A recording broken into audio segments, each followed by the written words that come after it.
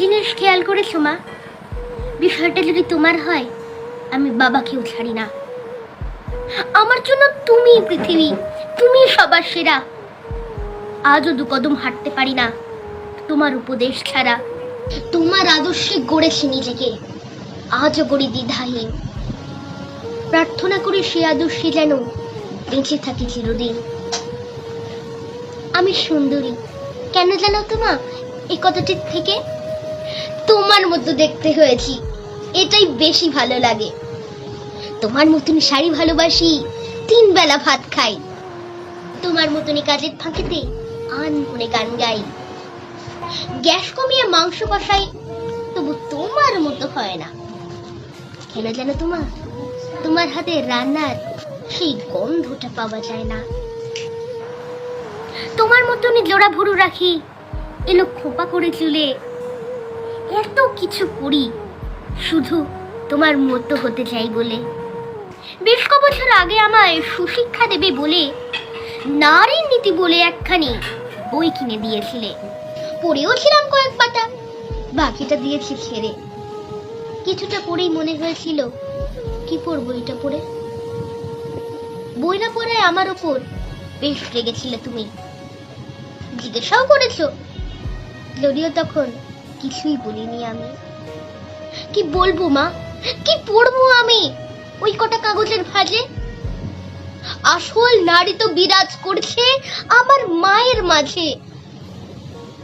জানো তো মা, ওই বইটার প্রতিটা পাতার কথা মনে হয়েছিল তোমাকে নিয়েই, তোমাকে ভেবেই গাঁথা। ওতে বর্ণিত প্রকৃত নারীর সমস্ত উপমাগুলো পড়ে দেখলাম তোমার সাথে একেবারে মিলে গেল। তাই দুপাতা পড়েই ফেরত দিলাম বইটা তোমার কাছে। আমার কাছে প্রকৃত নারীর জীবিত উপমা আছে, তাই মিথ্যেই করে তোমার আদলেই নিজেকে গড়ার বায়না। আমি আদতেই জানি আমার মায়ের মতো চাইলেই হওয়া যায় না। তোমার মতো অত স্নিগ্ধতা আমার ভেতর কই। তোমার মতো এত স্নেহশীলা আমি অন্তত নই। মা, ওই দেখো, এটুকু শুনেই চোখে জল চলে এলো। অমনি আবার আমারও সকল ছন্দ গুলিয়ে গেল। যাগে ছন্দ পতন ঘটুক, কি আর এলো গেল তাতে। ছন্দ ছাড়াই কথা বলা যাক আমার মায়ের সাথে। ভালোবাসি খুব, এই কথাটুকু যদিও বৃথাই বলা। তোমার হাত ধরে পৃথিবীতে আসা, জীবনের পথ চলা। হোঁচট খেয়েছি, পড়িনি কখনো, তুমি হাত ধরেছিলে। অবাধ্যতায় শাসন করেছো, এগিয়ে যাওনি একা ফেলে। আমি হাসতে শিখেছি, বাঁচতে শিখেছি আবার নতুন করে, কারণ তুমি এই হাতখানি দাওনি কখনো ছেড়ে।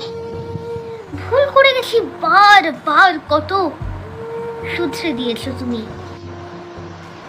আর জন্মেও যেন তোমায় পাশে পেতে চাই আমি।